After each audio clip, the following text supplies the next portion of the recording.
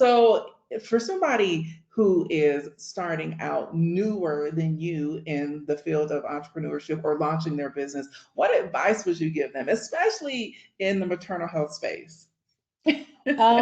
Start your other while you have something. Yep. So I think that's the biggest thing. A lot of us are like, oh, I'm going to quit that job and I'm going to become an entrepreneur and I'm going to do all these things and da da da da da da da.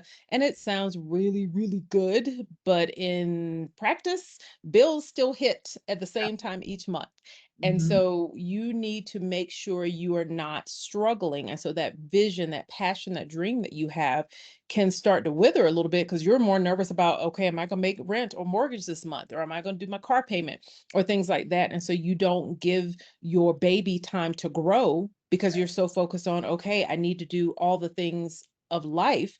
So I think that's the biggest is that if you have a couple of hours in your week, your weekends to work that thing to begin doing it. And again, I have to be very clear for some of us, conflicts of interest do exist. So if your organization says you can't do A, B, and C, well, then figure out if you can do D, E, and F. And that can still help grow the business and not necessarily put your regular job in jeopardy. But I do think that as much as you can to feed into that passion, a few hours here or there makes a difference so that when you're stepping out, you're stepping into something that's not literally you just putting the seeds in the ground and Mhm. hoping it sprouts, but you start to see the little buds. It may not be fully bloomed, but you at least know that it's going to happen.